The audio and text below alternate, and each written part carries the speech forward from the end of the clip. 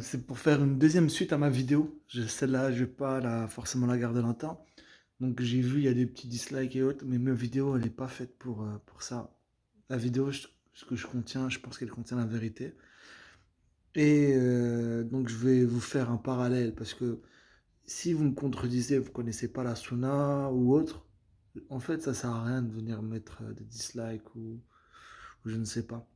D'accord? Parce que le plus important, c'est que vous connaissiez l'islam. C'est pas en connaissant deux hadiths, en regardant deux, trois vidéos, que vous pouvez commencer à parler de ça.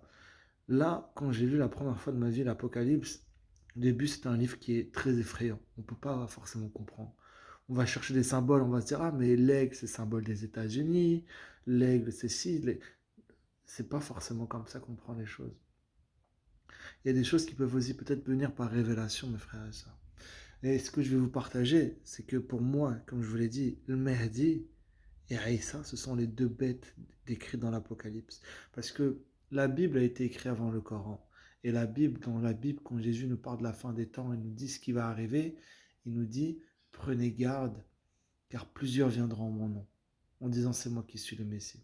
Il y en a, ils disent oui, mais c'est le Dajjal. Non, Jésus n'a pas dit un Dajjal viendra. Il n'a pas dit un seul viendra. Il a dit plusieurs. Ils vont faire même des miracles. Ils vont séduire, si possible, les élus. Et donc, je vais faire un parallèle aussi avec ce que dit un peu la Sunna, d'après les sources que j'ai. Premièrement, on voit que le Mahdi, sa durée de règne, elle est estimée à 7 années. Le Mahdi est issu de moi, il est semi-chauve, a un long nez bossu. Il fera régner la justice après la prédominance de l'injustice et de l'iniquité et régnera 7 ans. D'accord?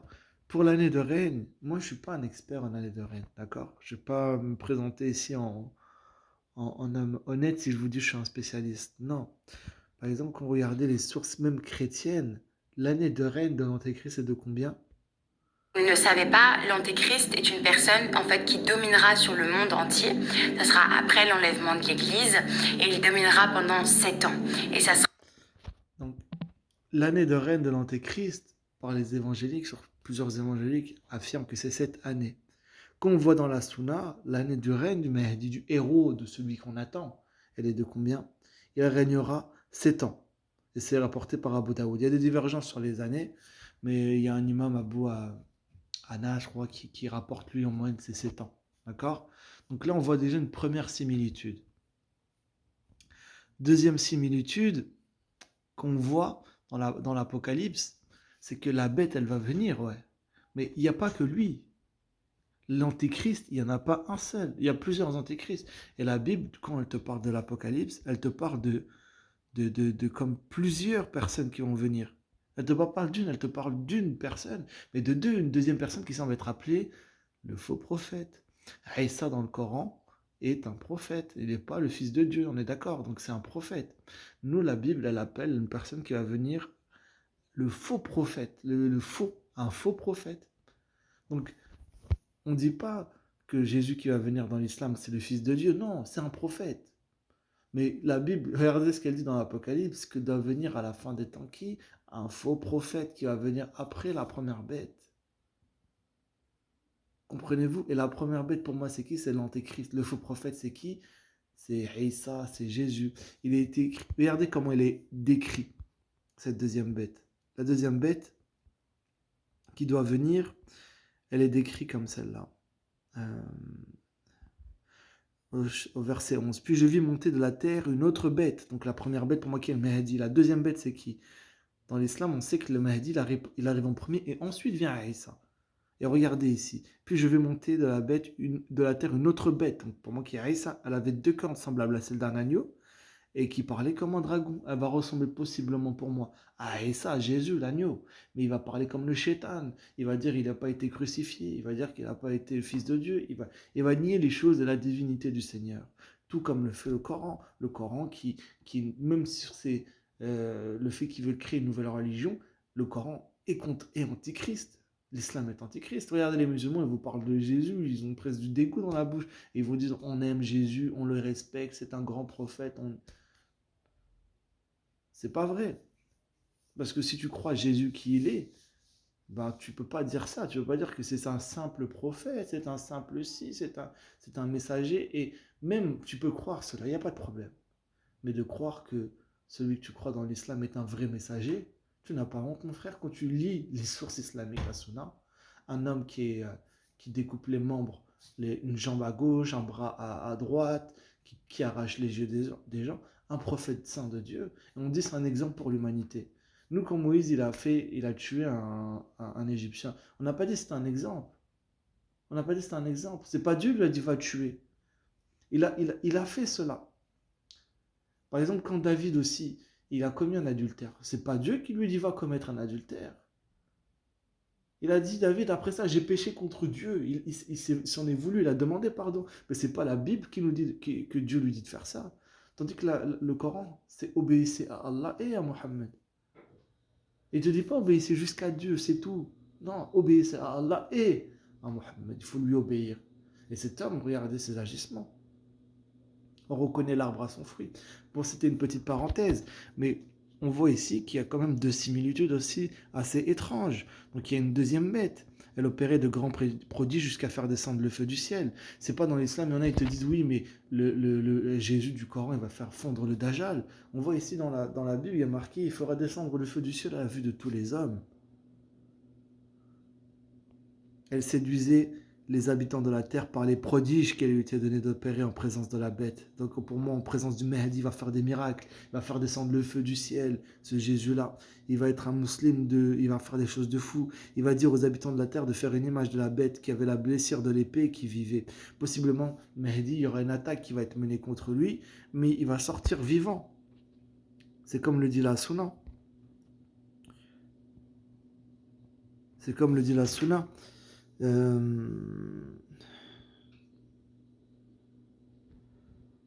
Comme il y a une attaque qui va être menée contre lui, je suis juste en train de chercher si j'ai le passage ici.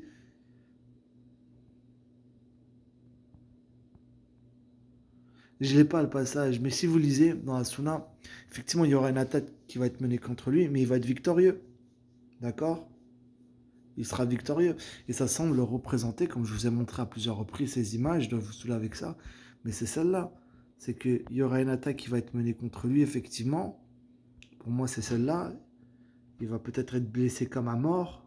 Donc on le voit mort avec le sang qui est symbolisé en rouge en bas. Mais il va revivre.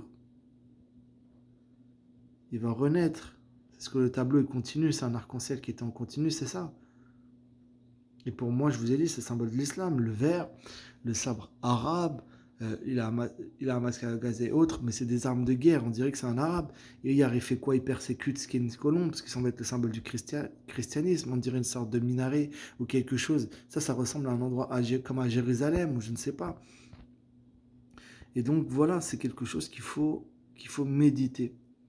D'accord? Parce que c'est pas en connaissant des hadiths et en étant convaincu que l'islam c'est vrai parce que tu as de la famille, tu as un oncle avec qui tu manges, t'es bien, tu te sens bien. Non, c'est pas ça l'islam. L'islam c'est les textes, la sunna, c'est savoir qui est Mohammed. Abu al-Qassem, c'est qui? Est-ce que c'est un vrai prophète? C'est un faux? C'est ça, c'est pas juste parce qu'il y a un livre qui est écrit que beaucoup croient que c'est la vérité. C'est pas Allah dans le Coran, il dit si tu suis la majorité de ceux qui sont sur la terre et t'es garant du sentier d'Allah, ils ne font que suivre la conjecture. D'accord? Moi, je suis pas un spécialiste de Coran. Je vous sors une sourate comme ça, un verset comme ça, une ayah. Ne se trouvez même pas dans le contexte. Mais ce que je vais vous dire, c'est ça. C'est que par rapport à moi, ce que je vous dis, c'est méfiez-vous. Je m'en fiche honnêtement qu'aujourd'hui, personne ne me croit. Vous savez, dans l'histoire, Noé, les hommes, il y en a, ils n'en sont pas fait croire. Jusqu'au jour où les choses sont arrivées.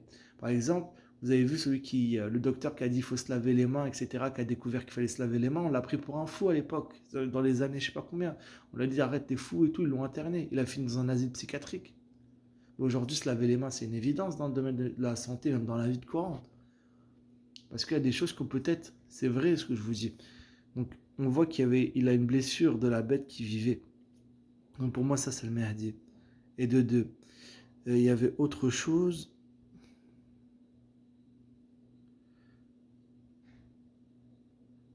Elle séduisait, voilà. Et cette bête qu'on voit dans la deuxième bête, qui est pour moi Jésus du Coran, elle semble demander à ce qu'on adore la première bête. Par exemple, au verset 12, il y a marqué, elle exerçait, ça c'est pour moi Aïssa, elle exerçait toute l'autorité de la première bête en sa présence. C'est-à-dire qu'on dirait, Aïssa, il est un peu moins influent que la première bête. Elle faisait que la terre et ses habitants adoraient la première bête, dont la blessure mortelle avait été guérie. Ça fait penser pour moi à ce passage dans la Sunna où il est écrit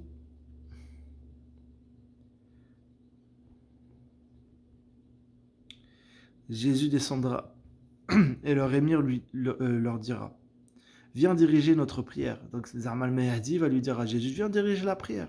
Et il dira non, parmi vous, les uns doivent servir d'imam aux autres. C'est un honneur qu'Allah a réservé à cette communauté. Normalement, il faut que ce soit un arabe qui va diriger la prière. D'accord? Et dans le passage ici,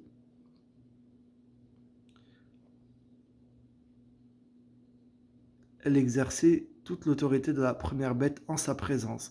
Elle faisait que la terre et ses habitants, le mot adorer, qui est traduit ici, on parle adorer, le mot grec c'est prosternos, quelque chose comme ça, prosternos. Ce mot-là, quand vous lisez la signification, c'est se prosterner en mettant le front contre le sol.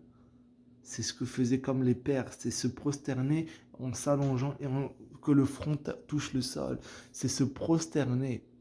Et pour moi, ce passage, il semble peut-être faire référence à à ce hadith où il dit qu'il lui fut donné d'adorer, que le Mahdi dirige la prière et pas Aïssa. Et c'est ce qu'il dirait, on dirait ici, elle exerçait l'autorité de la première bête en sa présence, donc c'est un Jésus du Coran. Elle faisait que la terre et ses habitants adoraient la première bête. Elles vont demander à ce qu'on adore le Mahdi, qu'on se prosterne. Pas adorer, mais qu'on se prosterne. C'est le mot prosternos qui est traduit par adorer. Renseignez-vous dans les Strong, vous allez pouvoir le voir. Donc, c'est quelque chose de très important, là, ce que je suis en train de vous dire. Et je vous le montre ici, j'ai été faire une recherche. Le mot que vous voyez ici, comme je vous l'ai montré, c'est proskuneos. D'accord? Elle faisait que la terre adorait la première bête. Le mot adorer, c'est proskuneos. On va voir la fiche complète, c'est adorer, se prosterner. Et regardez, la première définition, c'est baiser la main de quelqu'un en marque de référence. Et regardez la deuxième signification, on ne parle pas d'adorer, on dit parmi les orientaux, parmi les orientés, comme par hasard, particulièrement les Perses, tomber sur les genoux et toucher la tête avec le front comme expression de profonde référence. Même dans le Nouveau Testament, par l'agenouillement, la prosternation. On voit encore que c'est de la prosternation. Donc tout ce que je vous dis, je ne l'ai pas développé avec une vidéo, avec de la musique, je me montre avec des montages. Tout ce que je vous dis, méditez-le, mes frères et sœurs, méditez-le. Demandez à Dieu si c'est la vérité. Et on voit encore Jésus de Nazareth, Jésus fils de Marie descendra et leur émir, le Mahdi leur dira, viens diriger notre pied. Déjà d'une, d'où est-ce que Jésus va descendre? Il y a un hadith, il dit Jésus descendra, alors Allah enverra alors le Messie, fils de Marie, qui descendra sur le minaret blanc à l'est de Damas. Pourquoi la Sunna elle dit ça alors que Jésus l'a dit quoi? Il a dit il y en a plusieurs vont venir sur mon nom en disant c'est moi le Christ, ils vont séduire beaucoup de gens. Et il dit quoi aussi? Il dit regardez au verset 26. Si donc on vous dit, voici il est dans le désert, n'y allez pas. Voici il est dans les champs, ne le croyez pas. Parce qu'il y a marqué, il s'élèvera de faux Christ, de faux prophètes. Ils vont faire des grands prodiges, des miracles, au point de se dire s'il est possible, même les élus. Et il dit quoi avant la Sunna? Cet homme, c'est ce prophète qui est Jésus, vous dites même un prophète. Le Seigneur, qu'est-ce qu'il a dit? Il a dit, voici, je vous l'ai annoncé d'avance. Avant Mohammed, avant Abu al-Qasim, il a dit, je vous l'ai annoncé d'avance. Il a dit, si on vous dit, voici, il est dans le désert, n'y allez pas. Et pourtant, la Sunna, elle te dit, Allah, il enverra le Messie qui descendrait sur le minaret blanc à l'est de Damas. À l'est de Damas, il te donne une localisation précise. Jésus t'a dit non, il n'y a pas de localisation précise. C'est pas comme ça que ça va se passer ici. Qu'on va te dire, il est là, ne croyez pas. Quand la Sunna, elle te dit, il est là, Jésus de la Bible, il te dit, n'y allez pas. Alors pourquoi vous, les musulmans, vous connaissez 2-3 hadiths sur le Dajjal avec des musiques, des trucs, et vous croyez que c'est la vérité, et vous étudiez même pas la Bible? Mon frère, ma soeur, l'évangile, ça se lit pas. Comme je t'ai dit, en croyant que l'ours c'est la Russie, l'aigle c'est les Américains, que les étoiles avec un drapeau bleu c'est l'Europe. Non, c'est pas comme ça, mon frère, ma soeur. Il faut s'intéresser, il faut aussi demander à Dieu ce qui peut nous révéler. Donc voilà. il y aura des jours obscurs, la lune donnera plus sa lumière, les chrétiens seront persécutés. Regardez ici, alors on vous livrera au tourment, et l'on vous fera mourir, vous serez haïs de toutes les nations à cause de mon nom. Les chrétiens, à cause du nom de Jésus, on va se faire persécuter. Et Jésus, il a dit, il y aura des faux Christ. Alors, mettez bien ça en lien. Qui va faire un faux Christ qui va venir, un faux prophète? Ben là, c'est sûr, ça va être comme soit un émir et Isa, c'est eux qui vont faire persécuter les chrétiens, non? Ils vont venir, ils vont demander à ce qu'on suive Allah. Jésus va venir, attends, ils vont dire, attends, je fais des miracles, je fais tomber le feu du ciel, je fais ci, je fais ça. Vous croyez pas, vous êtes des mécréants. Déjà, le Coran, il est hardcore par moment. D'accord? Combattez ceux qui, je sais pas quoi, jusqu'au ceux qui ne croient pas, je sais pas quoi, au dernier jour, je sais pas quoi, il faut croire au dernier jour. Comment tu peux, comment tu peux croire le Coran et me parler de la Bible avec amour, avec respect? Peut-être que tu connais pas l'islam, mon frère. C'est pas pour être méchant, mais tu connais pas l'islam, mon frère, ma soeur. Donc voilà, intéresse-toi à l'évangile avant. C'est pour ça que j'ai fait une vidéo, je l'ai appelée Lisez d'abord l'évangile. Lisez d'abord l'évangile. Les musulmans, arrêtez de faire un coup de poker. C'est pas parce que ta tante et ta mère elles sont musulmanes que toi tu vas être musulman. Renseigne-toi dans l'injil. C'est-à-dire quoi? C'est-à-dire un mec il est sataniste, sa mère et son père est sataniste, toi tu vas être sataniste. Réfléchis un peu, mon frère. Réfléchis, ouvre l'injil. Ouvre l'injil. On dirait que tu as peur, on dirait que c'est le diable, on dirait que c'est truc, alors que ce livre-là il te donne que des bonnes valeurs. Aime ton prochain, pardonne tes ennemis. Tu vois, c'est pas comme un livre, tu l'ouvres, il te dit oui, les chrétiens, les juifs, ce sont parmi toutes les créatures, c'est les pires. Comment un Dieu peut dire ça? Pire que les cafards, pire que les serpents, pire que les... Pire, de toutes les créatures, c'est les pires. Comment ça? Ça, c'est le diable qui dit ça. Des chrétiens et des juifs.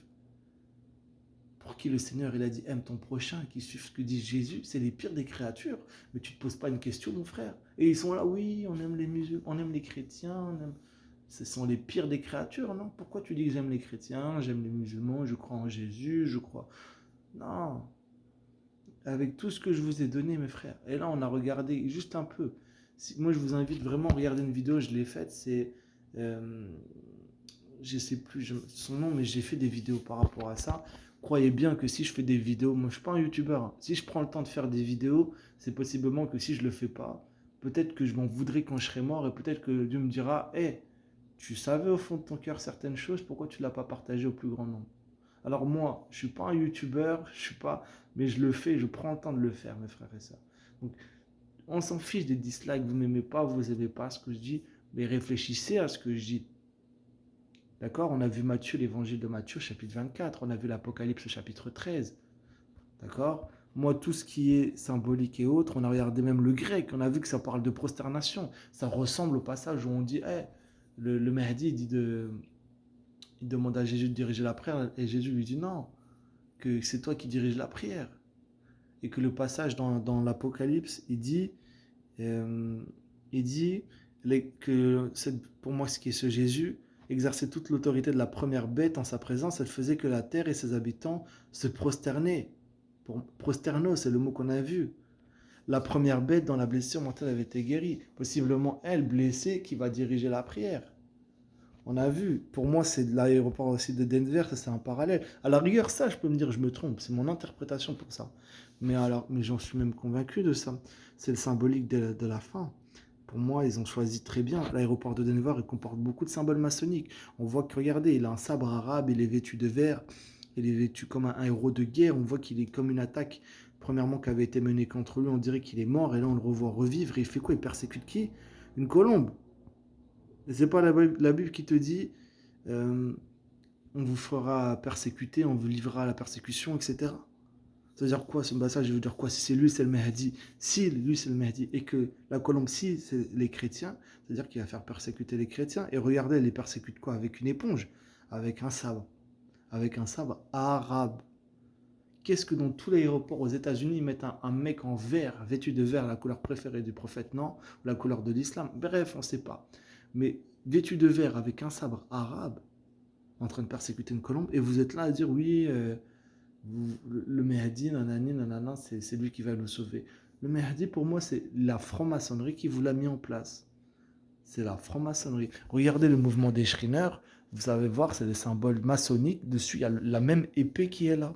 C'est eux, ils sont sûrement en train d'étudier la Sunna, les textes islamiques. Ils sont en train de préparer, ils vont vous sortir, ils vont vous pondre un Mahdi et vous allez peut-être y croire. Un homme comme Obama, ils vont vous sortir un truc de ouf. Et beaucoup vont y croire. Comme vous croyez qu'il y a des gens qui sont sortis comme ça des États-Unis du jour au lendemain, comme Obama ou je ne sais quoi, ils vont vous faire un mec qui est 6 fois plus puissant, plus charismatique qu'Obama. Et sûrement beaucoup vont y croire. Là, je vois aussi des vidéos des gens qui disent: ah, regardez, il y a le magazine The Economist, il avait prédit le Mehdi, ils mettent des photos du Mehdi. Mais si le magazine The Economist, tu sais, il est tenu par qui? C'est pas les Rothschild qui tiennent le magazine, ou les Rockefeller, les Rothschild, les Rockefeller qui tiennent The Economist. Si donc eux, ils tiennent ce magazine-là et qui t'annoncent que demain il viendra le Mehdi, alors ce que je suis en train de te dire aujourd'hui, c'est qu'ils sont en train de le préparer. C'est eux-mêmes, ça veut dire qu'ils l'ont préparé. Soit eux, c'est des prophètes de Dieu, ils savent mieux que toi que le Mehdi va venir, ou ils ont anticipé. Soit eux, ils sont en train de le mettre en place, ils sont juste en train de dire, hop, on va le mettre en place, il va venir à telle date. Et il y en a, ils disent: oh, regarde, ça a été prédit par le magazine, je garde ça en photo de profil et tout. Ça va pas ou quoi? Si c'est ce magazine-là qui l'a mis en place, ça veut dire très bien que possiblement c'est eux qui l'ont. S'ils l'ont mis en couverture, ça veut dire très bien que c'est possiblement eux qui vont le mettre sur pied. Lisez, regardez Serge Monast. Serge Monast, aujourd'hui, il est mort, mais il disait que le but de la franc-maçonnerie, ça, c'est de faire venir l'antichrist. Et l'antichrist, pour moi, c'est vous, le Mehdi. C'est le Mehdi, l'antichrist. Avec Isa, Jésus.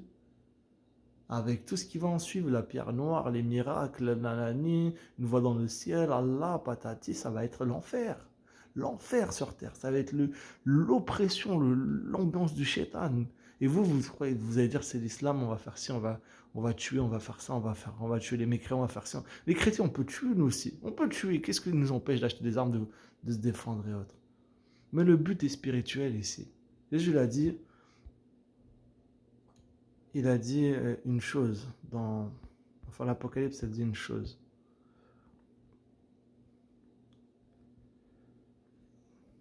Le but, c'est pas de tuer, de se protéger et tout. Il y a marqué: si quelqu'un mène en captivité, il ira en captivité. Si quelqu'un tue par l'épée, il faut qu'il soit tué par l'épée. C'est ici la persévérance et la foi des saints. Il faut garder la foi, il faut garder persévérance, faut tenir dans ces moments-là. Jésus, il a même dit que dans l'Apocalypse, il y a marqué qu'il y en a, ils ont été décapités à cause du témoignage de Jésus. Décapités, ça représente quoi? Ça, c'est un sabre. Décapité à cause du témoignage de Jésus. Tout concorde sur ce que je vous dis. Je ne sais pas ce que vous attendez de plus. Tout concorde. Lisez la Sunna. Et venez pas me dire: oui, le Dajjal. Là, on parle du Dajjal. Moi, je peux vous montrer. Faudrait que je fasse une vidéo, je vais vous parler du Dajjal d'une autre manière dont on vous parle du Dajjal. Mais faut pas croire à chaque fois, suivre les conjectures. Faut pas exagérer sa religion. Si on vous dit Allah, il égare qui il veut, Allah, peut-être qu'il vous égare vraiment, au sens littéral. Allah, il égare qui il veut. Mais Jésus, il a dit: je suis le chemin, la vérité et la vie. Venez à moi, je suis le chemin, je suis la lumière du monde. Donc moi, je vous invite à méditer ces paroles-là, réfléchir. Cette vidéo, vous voyez, elle n'a pas tant de vues que ça. C'est peut-être un moyen aussi de vous preniez aussi l'initiative de le faire, de parler de ces choses-là. Dire: écoute, c'est vrai que c'est bizarre, cet aéroport, il y a beaucoup de symboles maçonniques, il y a beaucoup de choses. Même ces fresques-là, bon, on voit un homme vêtu de vert avec un sabre arabe, avec une arme de guerre, et on dirait des décors, je sais pas, du Moyen-Orient. Qu'est-ce que c'est que ça? Et regardez, je vous avais dit la dernière fois que je voudrais faire une recherche sur ça. C'est qui elle, cette fille-là, qui est présentée? C'est une fille qui est dans un cercueil, on dirait. Et elle a quoi? Elle est comme une Bible ou une croix. Et à gauche, on dirait pas une étoile. C'est pas. Il y en a, je crois, ils avaient dit c'est peut-être une étoile de David. C'est que comme ils avaient pendant la Shoah, là, pendant la persécution. Et là, il y a une croix. C'est-à-dire, ils vont faire quoi? Persécuter les chrétiens et les juifs. Et Jésus il a dit: on vous persécutera. Il y a même marqué qu'il lui fut donné de faire la guerre aux saints, qui sont possiblement regardez, il lui fut donné de faire la guerre aux saints, c'est possiblement les juifs et les chrétiens, et de les vaincre. Il lui fut donné autorité sur toute tribu, tout peuple, toute langue et toute nation. C'est pour moi ce que représente ce dessin-là. Il fait la guerre aux saints et de les vaincre. Encore un symbole, là, je ne sais pas si c'est le léopard ou quoi. Mais vous voyez, il y a beaucoup de choses, il y a beaucoup de similitudes dans ce que je vous dis.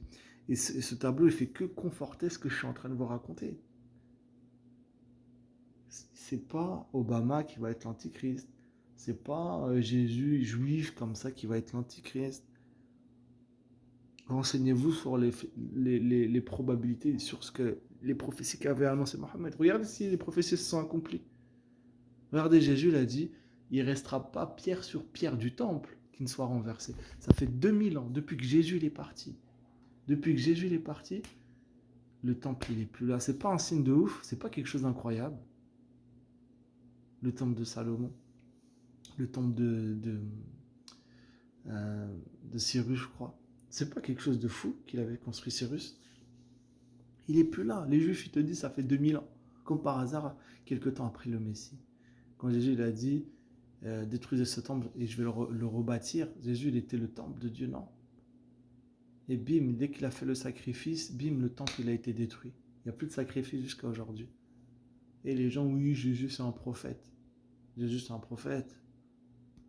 Oui, on croit en Jésus, alors je suis devenu musulman. Parce que j'aime Jésus, je suis devenu musulman. Parce que t'aimes Jésus, tu es devenu musulman. Mais pourquoi quand Jésus il a dit, je donne ma vie pour les brebis, vous ne croyez pas? Vous croyez un homme, Abou al-Qassem, qui est venu 600 ans après, il a dit, je vais vous dire quelque chose. En fait, quand vous avez dit Jésus qui a été crucifié, en fait, c'était pas Jésus, c'était un autre qui ressemblait à Jésus, c'était pas Jésus. Ah, ok, mais tu étais là, non? Tu es venu 600 ans après. L'islam, c'est pas si vieux que ça. Hein. C'est pas si vieux que ça. C'est une religion assez récente. C'est pas si vieux que ça, l'islam. Il y en a qui, pour justifier l'islam, les gens sont prêts à tout. Pour justifier que le prophète soit marié avec une petite fille, marqué, elle joue encore avec des poupées, je joue avec des poupées Aïcha. Elle dit que le jeu des poupées, il y a même quand tu lis sur Sunna.com, il y a marqué le jeu des poupées était autorisé à Aïcha parce qu'elle était une petite fille qui n'avait pas encore atteint l'âge de la puberté. Un prophète qui fait ça, un prophète qui arrache les yeux des gens, un prophète qui se marie avec des enfants. Et on va dire, ouais, tu dis ça, tu veux salir le prophète. C'est la Sunna qui dit ça. Je cite la Sunna, je salis le prophète. Mais citez-moi des choses sur Paul, citez-moi des choses sur juste les apôtres, les disciples de Jésus. Il n'y a rien à redire. Quand Pierre il a renié, il était dans le mal. Il n'en a pas fait une fierté de ça. Il n'a pas dit je me suis marié et j'ai vécu ma vie tranquille, Dieu m'a dit de faire ça. Non. Il s'est senti mal d'avoir d'avoir renié le maître. On est tous comme Pierre, on est tous des pécheurs. Mais on ne dit pas c'est Dieu qui nous a dit de se marier avec 10 femmes, 11 femmes. On ne dit pas que c'est Dieu il a dit de faire ça. Pourquoi Mohamed s'est marié Abou al-Qassem s'est marié avec Zaynab, qui était la femme de son fils adoptif? Pourquoi il s'est marié avec une petite fille? Pourquoi il s'est marié avec Khadija? Pourquoi il s'est marié avec Maria Lacopte? Maria Lacopte, c'était pas un cadeau qu'on lui a fait? Petit cadeau? C'est-à-dire que c'est quoi ça? Un prophète ou un homme qui c'est les rois de l'époque là qui vivent la belle vie? On dirait que quand on montre un couple de vieux retraités, de vieux des Chibénis qui ont vécu toute leur vie vieux ensemble, un petit couple des vieux des Arabes, on montre, on dit Masha'Allah, Masha'Allah. Pourquoi Masha'Allah? Mohamed il a dit vous pouvez avoir jusqu'à 4 femmes. Lui-même il en a profité, il a eu jusqu'à 11 sans compter les esclaves sexuels. Et pourquoi Masha'Allah? Parce qu'on dirait que tout ce que font les chrétiens, on dirait qu'un musulman il le fait, on dit Masha'Allah, c'est bien. L'islam, c'est pas ce que font les chrétiens. L'islam, c'est l'islam. C'est ce que tu dis dans la sunna. C'est pas les imams que tu vas suivre. Il n'y aura pas ton imam à côté de toi quand tu vas être devant Allah. Hein, ton Dieu est Mohammed. Hein. Il y aura marqué dans la sunna, hop, hop, hop, il y a marqué ça, qu'est-ce que tu as fait? Tu vois? Il n'y aura pas tout ça. Parce que celui qui va être à la fin, ça ne sera pas ça. Dans le paradis, il n'y aura pas du sexe comme vous croyez. Comprenez bien. C'est-à-dire s'il y a du sexe, c'est-à-dire que tu es toujours un humain dans le ciel. Tu n'es pas comme un ange. Jésus a dit, vous serez comme des anges. Déjà, il y a une contradiction. S'il y a du sexe au paradis, c'est-à-dire qu'il y a un problème. Pour les pieux, ce sera une réussite, des vignes et des seins, des belles aux seins arrondis. Et tu vois des musulmans, ils te mettent ça avant une vidéo, ils te mettent un petit Eden, tu dis, wow, ça doit être des paroles de malade, ça doit être les paroles de Dieu, c'est fou. Et t'entends, ouais, des belles aux seins arrondis, nanani, tuez-les, faites ci. C'est quoi ça l'islam? Parce que ça rime. Parce que c'est bien, c'est propre, ça passe bien. C'est ça l'islam. Moi, je vous invite vraiment à vous pencher sur la vérité, à réfléchir à ce que je vous dis. Je m'en fous, moi, honnêtement, de ça, de ci, du dajjal, de patati. Oui, regarde le dajjal, le dajjal, mon frère, ma soeur, le dajjal, c'est ce que dit l'islam. C'est le faux messie. On dit, on dit le faux messie. Et regarde dans l'islam, pourquoi Mohammed il dit, le borgne le dajjal, le faux messie, il a un œil, tandis que votre Seigneur, attention, votre Seigneur, il n'est pas borgne. C'est-à-dire quoi? Est-ce que Mohammed, il est en train de comparer le faux messie au vrai messie, et le vrai messie, il l'appelle donc Seigneur? Il dit, le faux messie, il est borgne à un œil, tandis que votre Seigneur ne l'est pas. C'est-à-dire quoi, votre Seigneur, il ne l'est pas? C'est-à-dire que c'est qui? Jésus est Seigneur? Donc, méditez la sunna, réfléchissez, et voilà, je ne vais pas me répéter, j'ai fait une vidéo assez longue, là je radote un peu, mais toujours pour dire, toujours pour dire qu'il faut faire attention. Ne mise pas sur l'islam comme tu ne mises pas ta vie sur ça. Réfléchis et un peu de jugeote. Écoute ta conscience. Dieu t'a donné une conscience. Hein. Donc utilise-la et regarde si, lorsque tu vas commencer à étudier le Coran en étudiant la Sunna, si tu es en accord avec ça. Ne va pas écouter tout de suite les imams. Lis d'abord, lis. Et vois si au bout de 15-20 minutes, tu restes musulman. D'accord? Moi, j'ai pas envie de dire, ah, regarde. Des fois, je partage des versets, il y en a qui me disent, ah, mais là, j'avais pas vu, ça parle de ci, ça parle de ça, etc. Mais lisez le Coran. On ne peut pas dire que je crois au Coran parce qu'il est publié en plusieurs exemplaires avec des belles brochures, que c'est un livre de Dieu. Non, lis ce que ça veut dire. Lis ce que ça veut dire.